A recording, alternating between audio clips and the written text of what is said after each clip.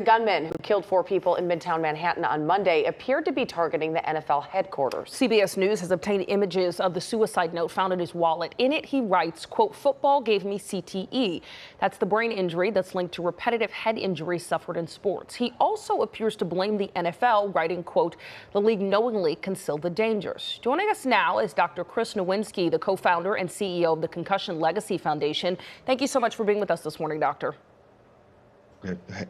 Happy to be here. Unfortunately, to talk about this terrible tragedy. Yeah, it is very terrible. And there's so many mental health conditions that someone can suffer from, especially when they commit an act of violence like this.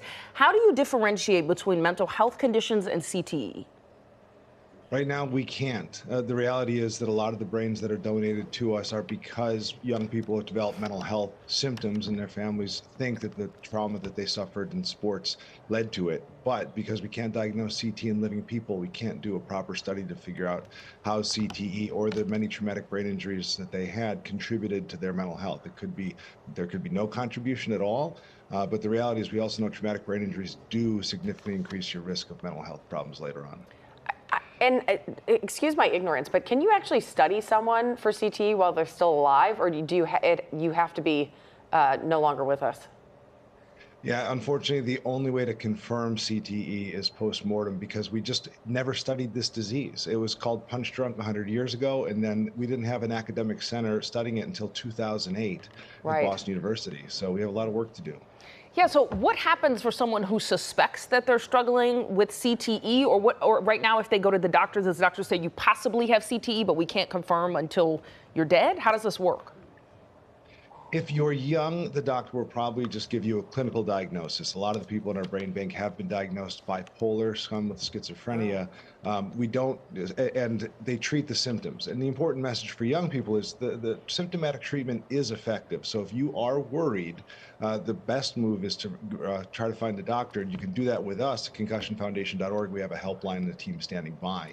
When you're older, the doctors, there is no diagnostic criteria, but some doctors are getting the experience where they'll say, we've ruled out Alzheimer's disease, we've ruled out other obvious ones, so this could be CTE. And it's, you know, we often refer a lot of people to UCLA there because there are some great doctors here who are committed to understanding CTE.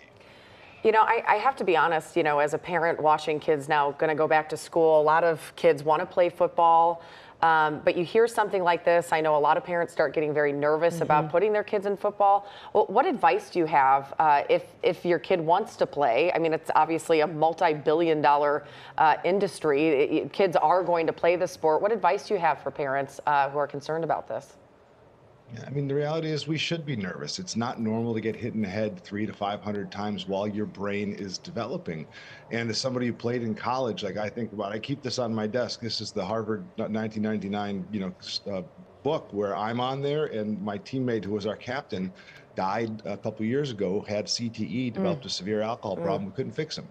If you put your the CT is associated with the number of years you play. So it's like smoking and lung cancer. One cigarette isn't going to cause lung cancer, just like one day of playing football isn't. But if you play for 10 years, you have very serious, risk of CT, although we don't know what that number is.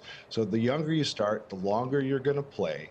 And if you start your child at 5 and they try to be good and love the game, they're going to play at least till 18. And I worry about everybody who's playing 13 seasons of football because you do have a reasonable risk of CTE. So my advice is don't play. If you want your child to experience football, great, but don't have them start tackle till 14. Flag football is a great way to get into the game. And if you choose not to have them play at all, that's fine too. Yeah, it's a very popular sport. It is. I'm so sorry for the loss of your teammate. That hits home. And it's so unfortunate that so much is unknown. Dr. Nowinski, thank you so much for being with us this morning.